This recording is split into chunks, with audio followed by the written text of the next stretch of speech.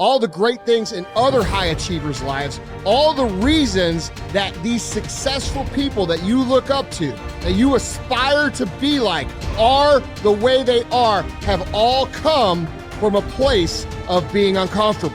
That's just a fact.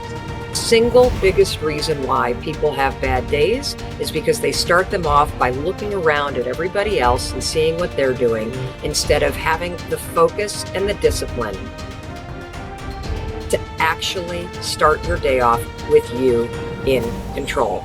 Because everywhere I look and everywhere I see in today's society, everybody's doing everything they can to be more comfortable. They're looking for the more convenience. They're looking for the quicker. They're looking for the faster. Don't ask for security, ask for adventure.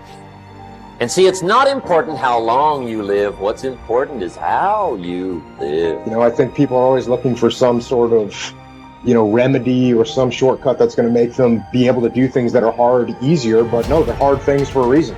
So they're going to be hard. If they were easy, everyone would do them. We go through life trying to seek security and not coming outside of our comfort zone, and we take most of our stuff with us to the grave. Ask yourself, what's blocking you? What's preventing you from acting? Why don't you have the courage to handle that? Why won't you face that? What are you running away from? What kind of avoidance behavior are you engaged in? Next is, what is the worst thing that can happen when you take action? But you have to make a conscientious decision that you're going to change. And it's not dependent on anybody else. Self-discipline begins with the mastery of your thoughts. If you don't control what you think, you can't control what you do. Understanding how to set up daily routines with alternating brain and body training and killing procrastination. Each and every day that you are breathing in this world, each and every day that you are doing something in this world, you should be focusing on getting better, not worse. Show me your character. Remain disciplined. Stay strong. When it all seems hopeless, keep plugging away. Nothing can stop you if you don't stop for anything. Don't stop for anything. Never break your discipline. Remain faithful to yourself and your vision. You should be understanding that, hey, I can't be this same person on a day in, day out type of way. I got to keep focusing and going further and going harder and going stronger and pushing myself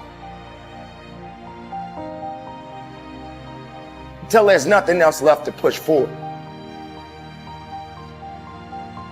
Okay, so let's say you pick a level of competition where you're always winning. It's like, well, all that means is you've picked the wrong level of competition. Yes. Because, let's say you're a grandmaster chess player and all you do is play amateurs, and every night you go home and congratulate yourself on what a genius you are because you just stomp these people left, right, and center. It's like, you're not a genius, you're a dimwit. Right. What you should be doing is playing people who are beating you as much as you can tolerate. Right. So maybe that's 40% of the time, maybe it's 60% of the time.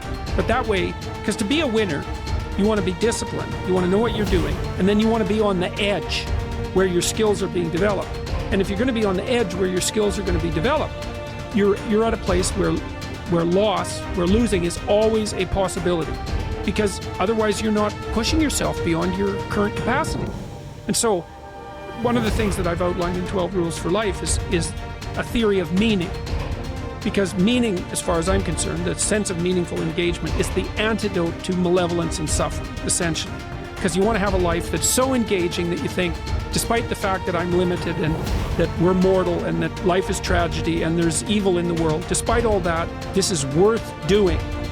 And I think that there's a technical meaning that genuinely exists, and that's the meaning that you get when you're in a domain where you have some discipline and some skill. So you're laying out your competence and your ability, but you're simultaneously pushing yourself to develop past where you are. That's really engrossing.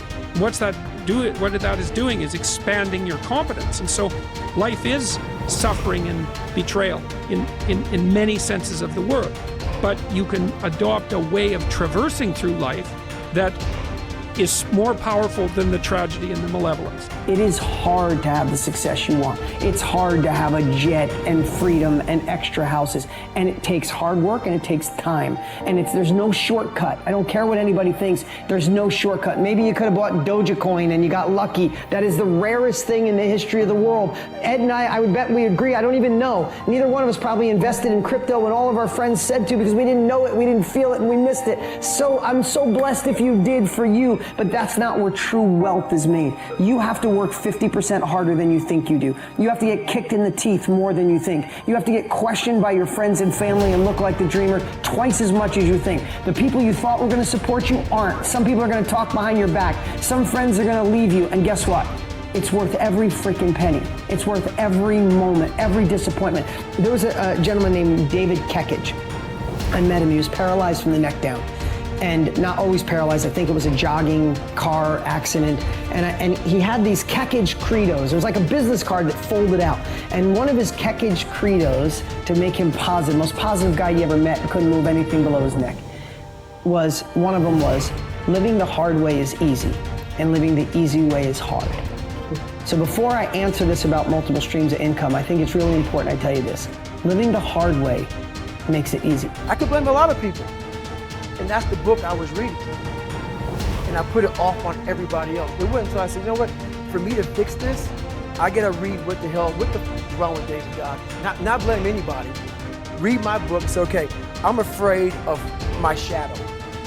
How can I overcome that? Go in the military, get your ass kicked, do things you hate to do, be uncomfortable every day of your life. Roger that.